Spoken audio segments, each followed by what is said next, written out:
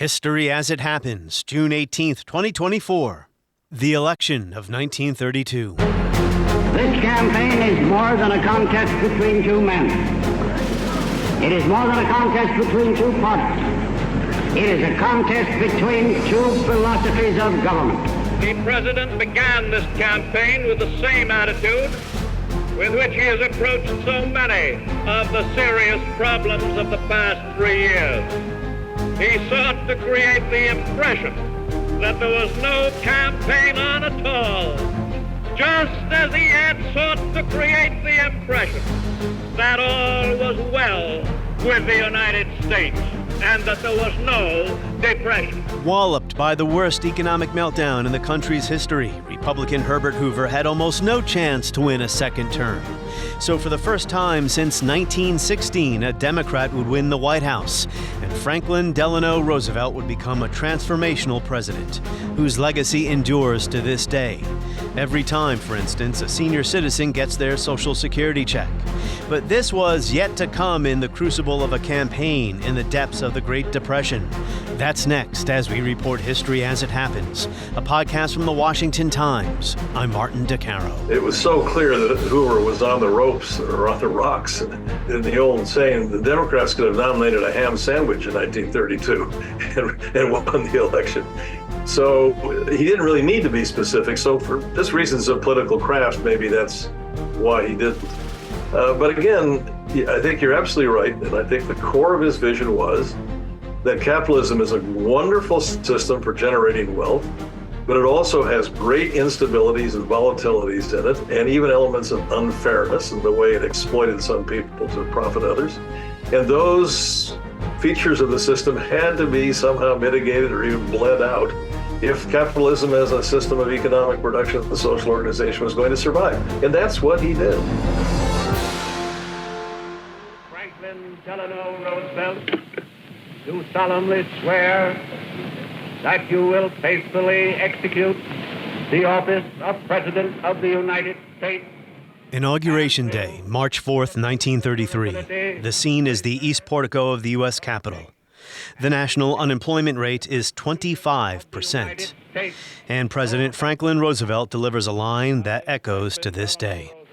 So first of all, let me assert my firm belief that the only thing we have to fear is fear itself. Nameless, unreasoning, unjustified terror, which paralyzes needed effort to convert retreat into advance. In every dark hour of our national life, a leadership of frankness and of vigor has met with that understanding and support of the people themselves, which is essential to victory. As David M. Kennedy writes in his magisterial study of the Great Depression, Freedom from Fear, which is part of the Oxford History of the United States series, in 1932, a historian named Gerald W. Johnson explored the popular mood. In the mind of the average American, he said, 1931 was the year of the Great Depression, for it was in the past 12 months that it really affected us who are just ordinary people, not international bankers, not financiers of any sort, not great executives, and not derelicts who are chronically on the verge of unemployment in all years. Americans were beginning to be scared, Johnson conceded, but we are by no means in despair. We do not believe for a moment that the hard times are going to continue for the next 6 years. 1931 was a hard year, but it saw no bayonets, heard no firing in the streets, afforded no hint of the dissolution of our institutions. Again, that is David Kennedy citing Gerald W. Johnson, who wrote those words in 1932. Kennedy goes on to say this odd apathy would persist and would continue to puzzle contemporaries and historians alike. Even Roosevelt found the submissiveness of the American people baffling. Then in 1932, this passivity modestly receded, giving way to a demand for federal action on at least one front, relief for the unemployed. Even this demand was qualified and halting, and only gradually came to define a significant difference between the two major political parties: Herbert Hoover and the Republicans, Roosevelt and the Democrats.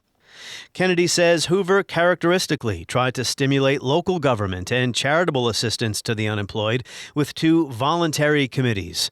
The President's Emergency Committee for Employment, chaired by Arthur Woods from its inception in October 1930 to its demise in April 1931, and its successor, the President's Organization of Unemployment Relief, headed by Walter S. Gifford, the president of American Telephone and Telegraph and chairman of the Charity Organization Society of New York City. Again, these are voluntary organizations. So in 1931, Hoover, who is not an inspiring public speaker, delivered a national radio address where he touted this effort, led by the aforementioned Walter Gifford, to provide help to the unemployed. Under the leadership of Mr. Walter Gifford, to cooperate with the governors, the state, and the local agencies, and with the many national organizations of business, of labor, and of welfare, with the churches and our fraternal and patriotic societies, so that the countless streams of human helpfulness... In the end, these efforts, however commendable, could not meet the demand. And Roosevelt, too, was somewhat skeptical of doling out relief.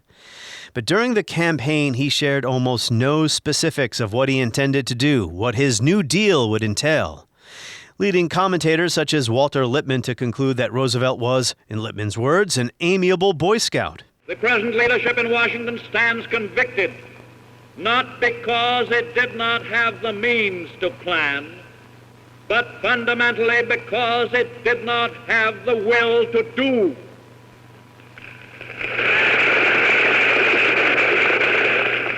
And that is why next week the American people will register their firm conviction that this administration has utterly and entirely failed to meet the great emergency of modern times. Roosevelt did have a vision for American capitalism, and it would transform the country and lead to decades of Democratic dominance in national politics. Even when Republicans like Dwight Eisenhower won the White House, he upheld the New Deal.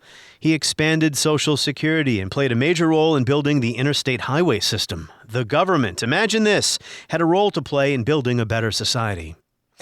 But all this was to come later. First, Roosevelt had to win, but that actually was the easy part. He trounced the hapless Hoover 472 to 59 in the Electoral College. Hoover won 6 states, all in the Northeast and New England.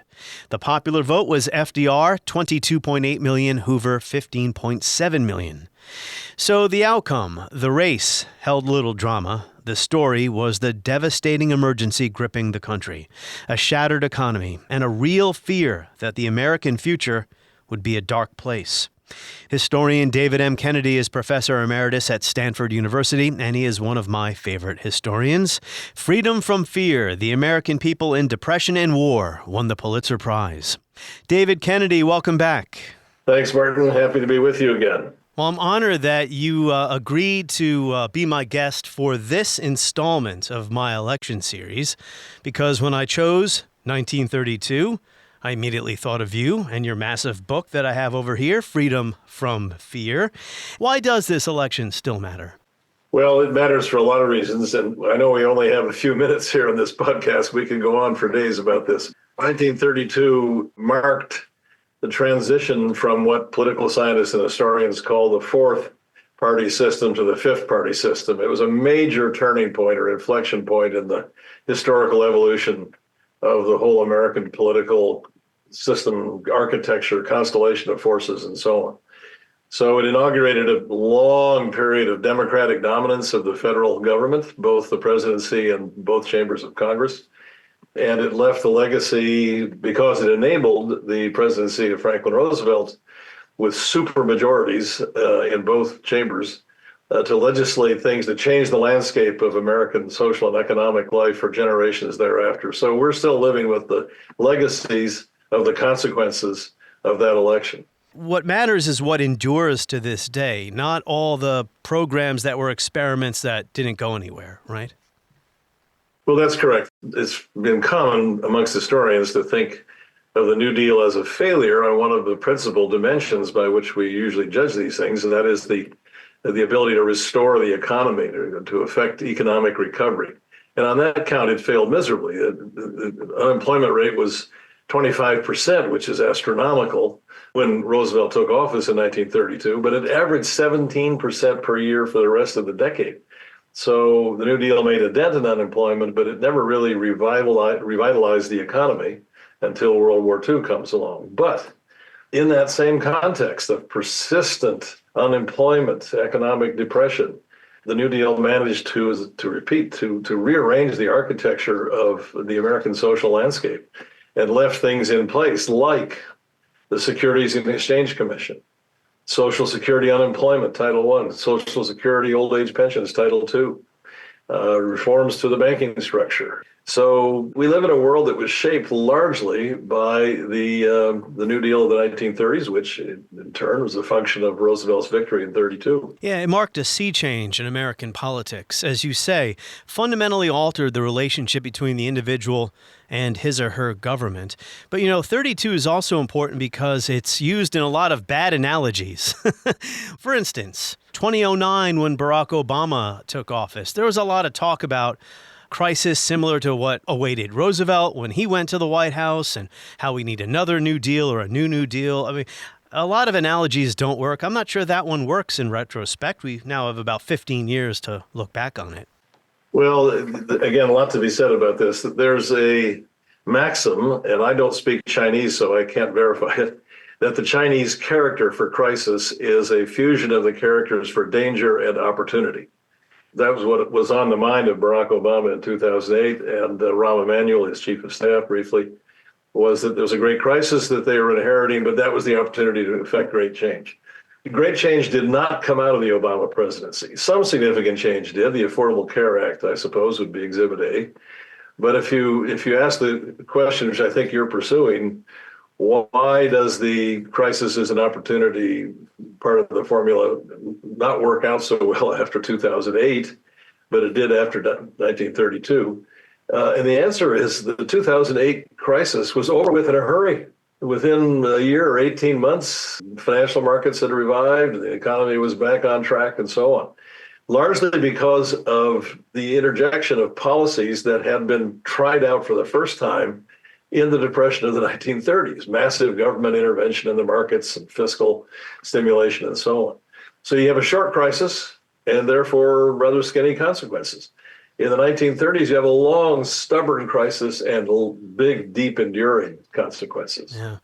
Something else, too, and we don't have to get into it here because we've discussed this in the past.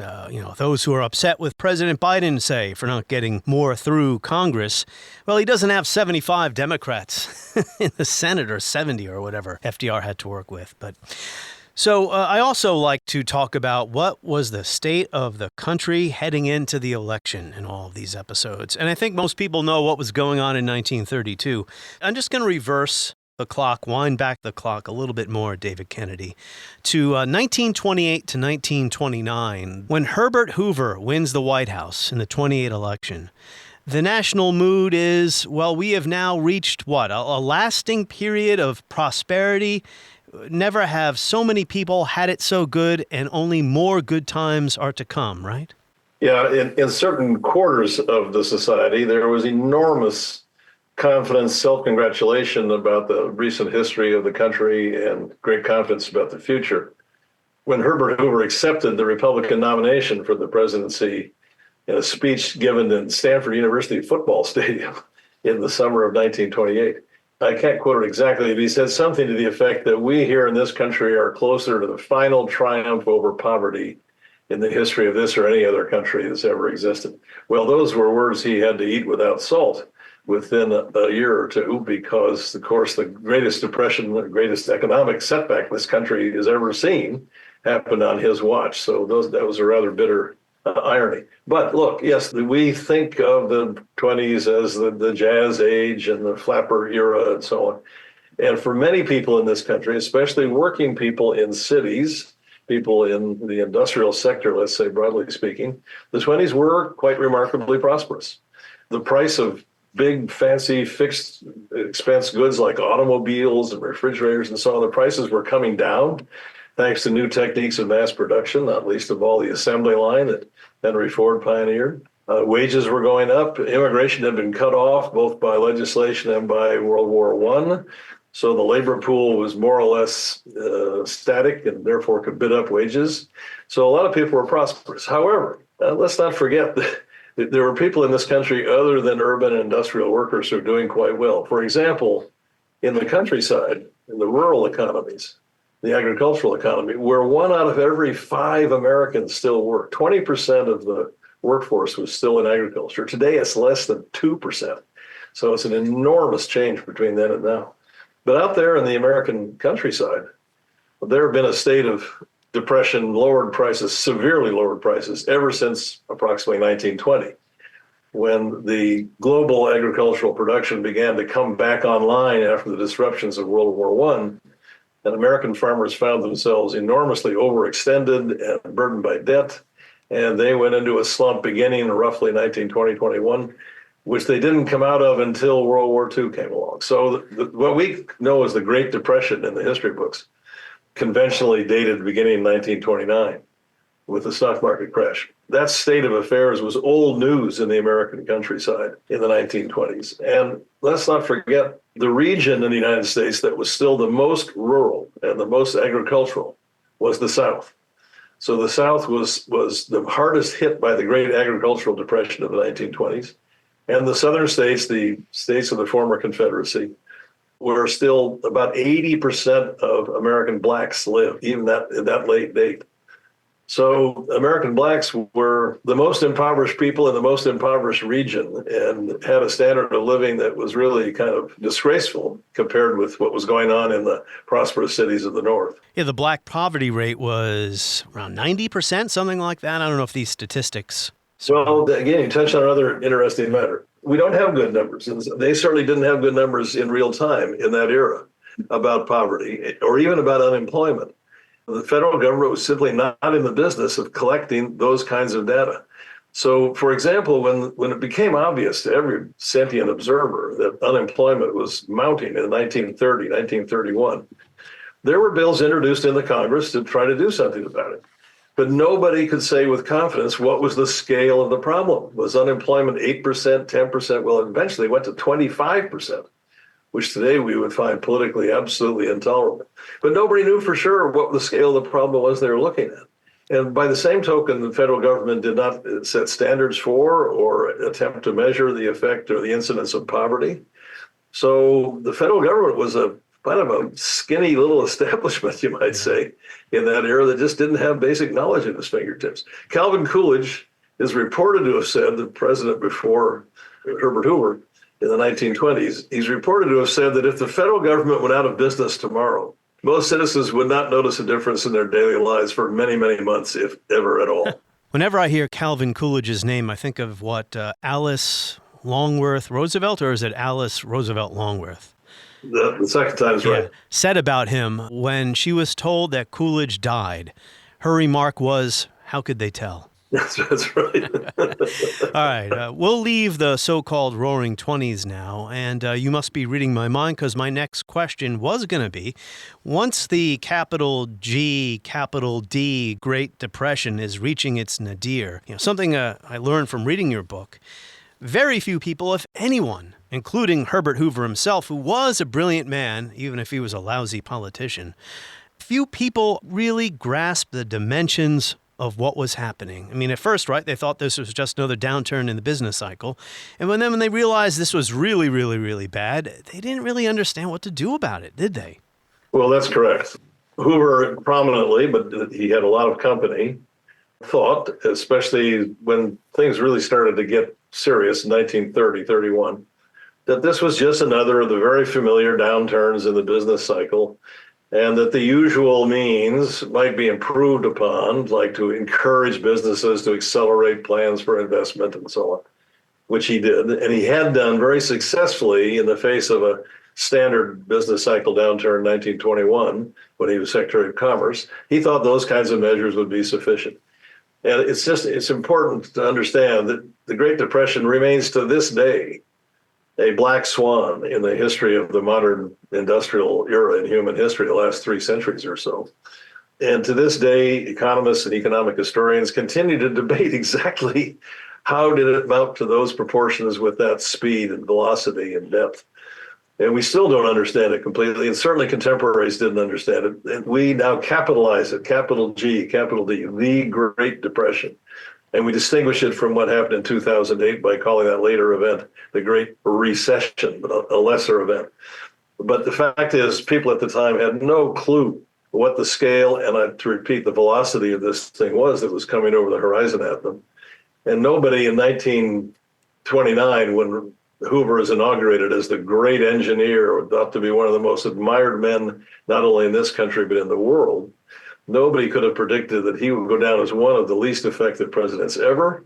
What he had predicted in 1928 as the final triumph over poverty in this or in any other land in all of human history would give way to a 10 or 11 year long Great Depression with unemployment averaging 17% per year for the next decade. Let me add just a word to that, Martin. Sure. We talk about these numbers about the unemployment rate, 25% in 1932 when Roosevelt takes office, 17% average for the rest of the decade. Those numbers really rather significantly understate the human toll that unemployment took for a very simple reason compared with where we are today in the 21st century. That the typical household in 1930, 31, 32 had one wage earner in it.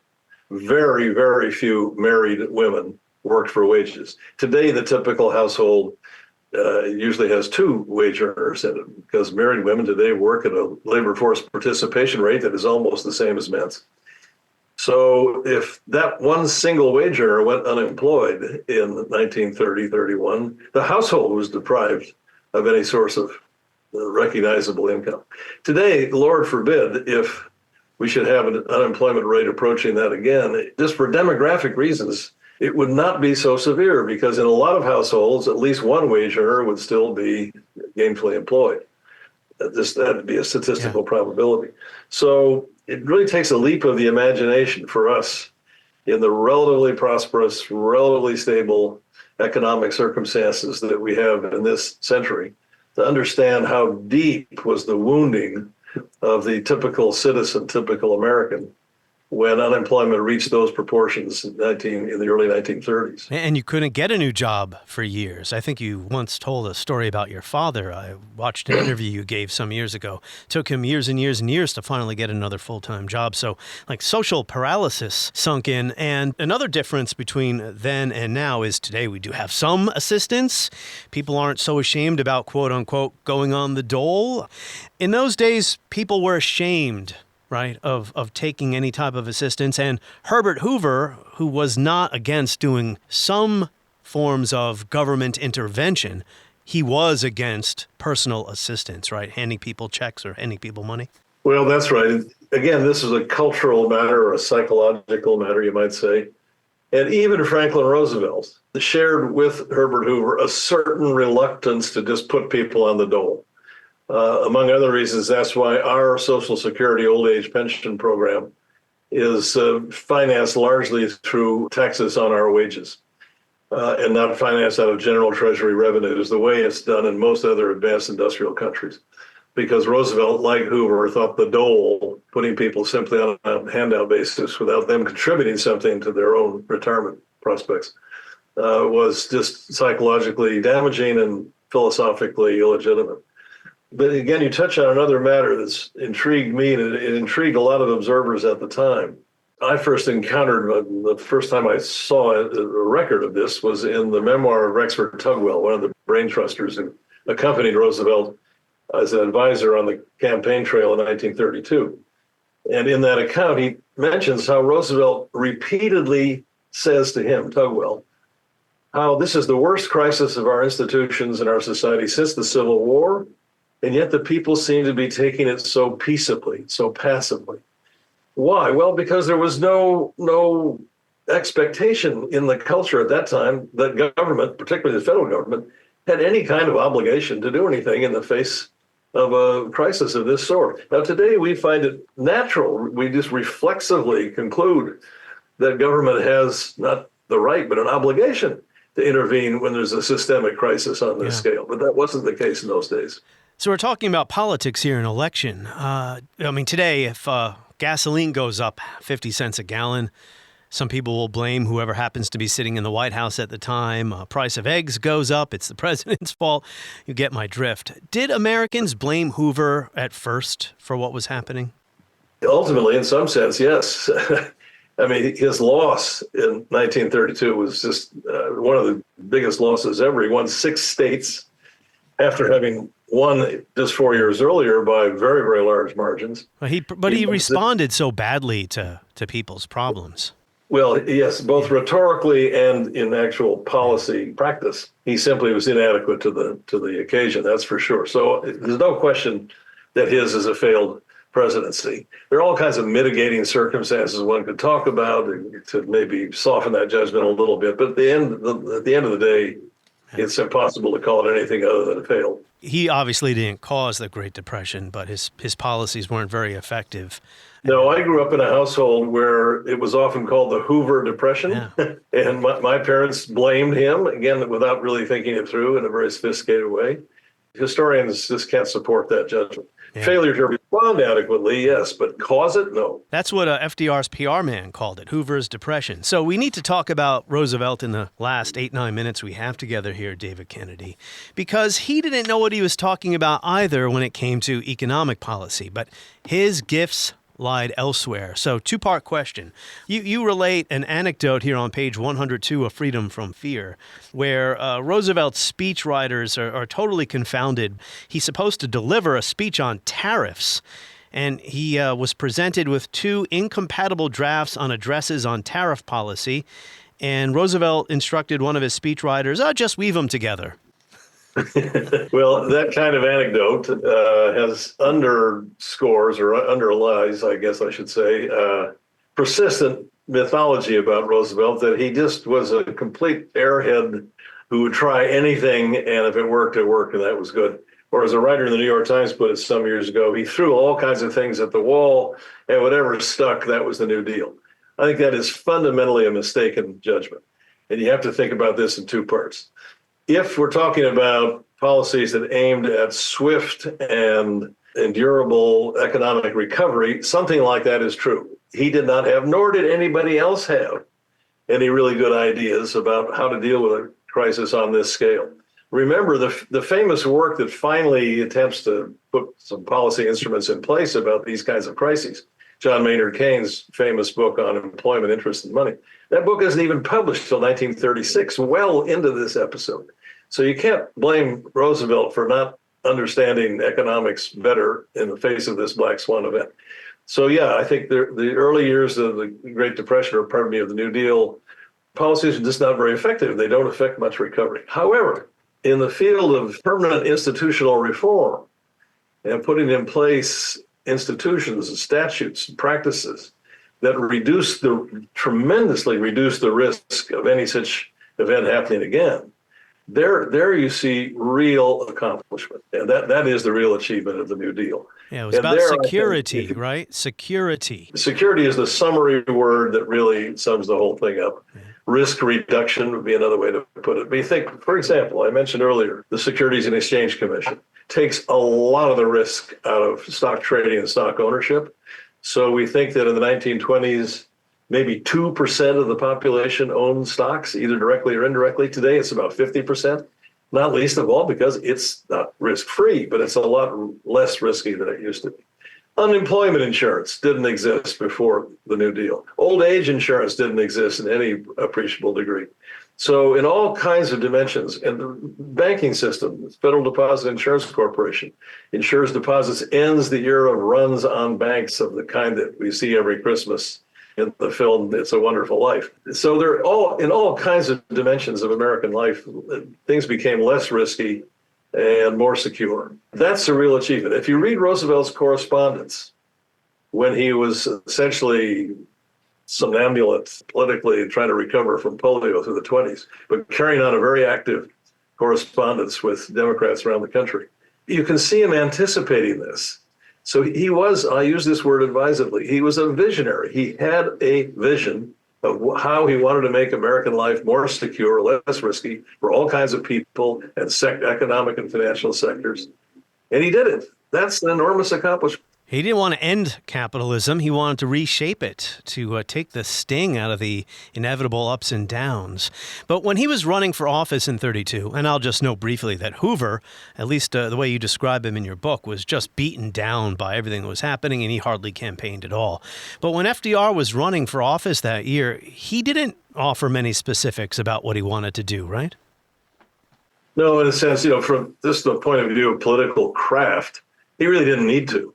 It was so clear that Hoover was on the ropes or on the rocks. And in the old saying, the Democrats could have nominated a ham sandwich in 1932 and won the election.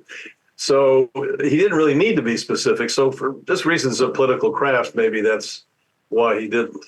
But again, I think you're absolutely right. And I think the core of his vision was that capitalism is a wonderful system for generating wealth, but it also has great instabilities and volatilities in it, and even elements of unfairness in the way it exploited some people to profit others. And those features of the system had to be somehow mitigated or even bled out if capitalism as a system of economic production and social organization was going to survive. And that's what he did. And he would often say to his associates, if my adversaries out there, Wall Street people and so on, if they only understood what I was doing, they would recognize me not as their enemy, but as their savior.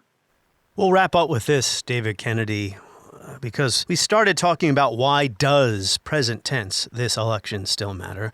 Another piece of this is the counter movement, if you will, that the New Deal and the New Deal coalition provoked, if you will, and that is the conservative movement, the anti-New Dealers, who you could say are still today trying to tear down what's left of the New Deal edifice. I mean, this is kind of a big part of our politics still. Well, I think that's partly true, but I think that actually the situation is even more dire than that, because just as the public, we as citizens, as a rule, have lost faith and confidence and trust in a whole array of our institutions. And you remind me of a scene in the film of The Grapes of Wrath. I'm not sure this is in the book itself, but it's in the film, where the Joad family has been kicked this way and that by all kinds of badly intentioned people as they make their way from their point of origin into California. And it's late one night and they're afraid and they've been badly treated. And up ahead, they see some lights by the side of the road. And they think, oh God, it's another bunch of vigilantes waiting for us. And as they get closer, they see that it's a federal government camp for migrants. And they breathe this great sigh of relief. They say, oh, we're safe. It's the federal government. The sentiment expressed in that scene, in that film, that's just gone. When Ronald Reagan said government is not the solution, government is the problem, he kind of gave a charter to a whole institution of organized distrust of our federal institutions, our government institutions across the board. And that's the situation we live in. Well, David, I will allow you to depart here, but I do have one other quick question. I mean, I've read all your books, and I patiently wait for another David M. Kennedy publication to come. Do you have another bit? Maybe not 900 pages like Freedom from Fear, but are you working on anything else? Well, I just finished, just a few weeks ago, actually, putting the final touches on the revisions for a textbook in American history. Is now going into its 18th edition. Oh, wow. The original author was my long-deceased colleague, Thomas A. Bailey. The first edition was 1955. And I have a new co-author, Margaret O'Mara from the University of Washington, and we're now just about to publish the 18th edition of this textbook of American history. So that's been my principal scholarly assignment, you might say, for the last, it takes about 18 months for us every 4 years to fully revise the textbook. So I'm taking a deep breath after that, and then we'll see. All right. You're not resting on your laurels, but you're not going to write another 1,000-page history book that I want to read. Well, you never know. I don't know if I have enough years in me left to do that. Well, Freedom from Fear took about a decade, right? It was on my desk, not full-time, of course. I had a day job, but it was on my desk, my priority item, for 11 years. In every dark hour of our national life, a leadership of frankness and of vigor has met with that understanding and support of the people themselves, which is essential to victory. And I am convinced that you will again give that support to leadership in these critical days. In such a spirit on my part and on yours, we face our common difficulties. They concern, thank God, only material things. Values have shrunk to fantastic levels. Taxes have risen. Our ability to pay has fallen. Government of all kinds is faced by serious curtailment of income. The means of exchange are frozen in the currents of trade. The withered leaves of industrial enterprise lie on every side. Farmers find no market for their produce, and the savings of many years in thousands of families are gone. More important, a host of unemployed citizens face the grim problem of existence, and an equally great number toil with little return. Only a foolish optimist can deny the dark realities of the moment. When Roosevelt delivered his speech in March of 1933, did anyone in his audience think that in a decade and a half, after 1945 and victory in a world war, the United States would be an unequaled economic and military power? On the next episode of History as It Happens, we're going to visit part of the world that we've never talked about on this podcast before, Myanmar. That is next as we report History as It Happens, a podcast from the Washington Times.